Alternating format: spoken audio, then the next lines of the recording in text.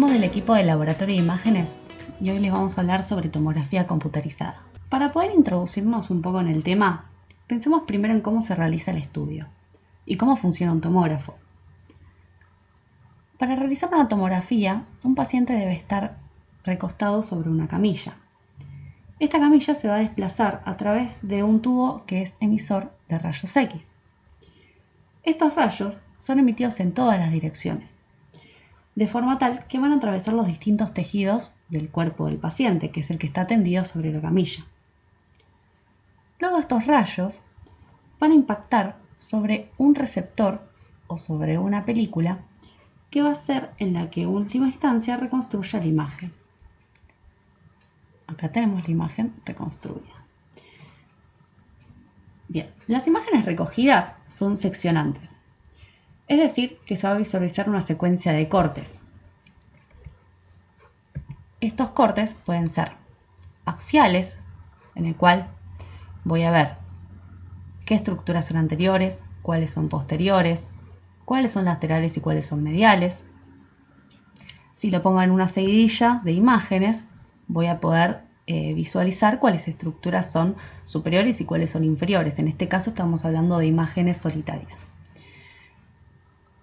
En este caso tenemos cortes coronales, en el cual podemos visualizar estructuras superiores, estructuras inferiores, estructuras laterales y mediales. Y si ponemos una seguidilla, vamos a ver estructuras que son más anteriores y otras que son más posteriores. Bien. Por último tenemos cortes sagitales. Los cortes sagitales nos permiten ver estructuras anteriores, estructuras superiores, estructuras inferiores, estructuras anteriores y estructuras posteriores. Bien. ¿Qué tenemos que tener en cuenta para leer una imagen por tomografía? Tenemos que tener en cuenta la densidad de los tejidos. ¿Se acuerdan que nosotros dijimos que los rayos atraviesan los distintos tejidos del paciente y esos rayos van a ser absorbidos? Pero esta absorción depende de la densidad del tejido del que estemos hablando, ¿sí? Entonces, dependiendo de la densidad del tejido, vamos a tener imágenes que son hipodensas con respecto a imágenes hiperdensas, ¿sí? Por ejemplo, estructuras que tienen sobre todo aire, por ejemplo los pulmones o, por ejemplo, si vemos un corte seccionante de estómago, vemos que tiene aire en su interior. En ese caso se va a ver negro. En vez de decir negro decimos hipodenso. Hipodenso con respecto a otras imágenes que son hiperdensas, ¿sí? Bien, tenemos una escala de densidades, fíjense, vamos de negro a gris y de acá ya estamos en el blanco. Cuando estamos en el blanco estamos hablando de imágenes hiperdensas, hiperdensas con respecto a imágenes hipodensas. ¿Cuáles son las imágenes hiperdensas? La imagen hiperdensa nos la va a dar, por ejemplo, el tejido óseo, que los huesos en tomografía, la cortical del hueso se va a ver hiperdensa. Y bueno, obviamente si tenemos una estructura metálica, como puede ser una prótesis, se va a ver todavía más hiperdenso que en el caso del hueso, ¿sí? Otra cosa que tenemos que tener en cuenta cuando hablamos de tomografías son las ventanas. ¿A qué nos referimos cuando hablamos de ventanas? Nos referimos a qué tejidos se pueden visualizar con una mayor definición y detalle. Por ejemplo, en este caso estamos hablando de una ventana parenquimatosa o pulmonar, porque fíjense que es un corte axial de la región del tórax y puedo visualizar con mejor detalle el tejido pulmonar con respecto a estructuras mediastínicas u estructuras óseas. En este caso, tenemos una ventana ósea.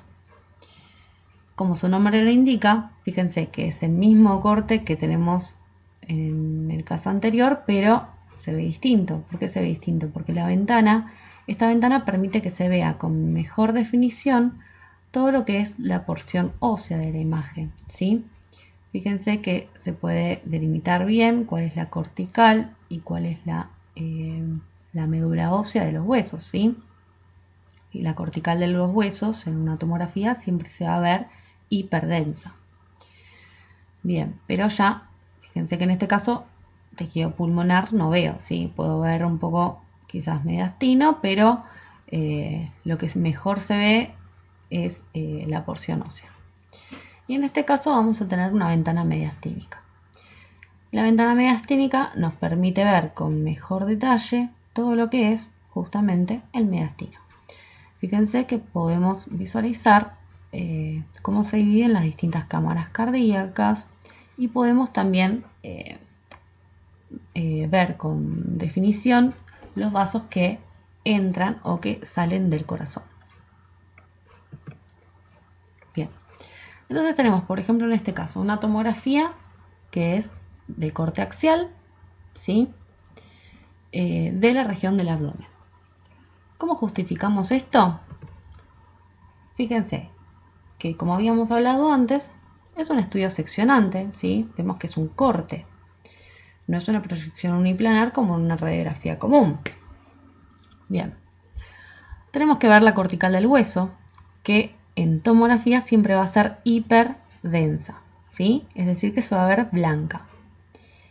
Y además, sabemos que en tomografía las estructuras de los distintos órganos van a tener un contorno nítido, ¿sí? Es decir, que puedo delimitar bien cuáles son los distintos órganos que se encuentran en esta imagen. Por ejemplo, puedo delimitar el contorno del hígado, puedo delimitar el estómago, ¿sí? Fíjense.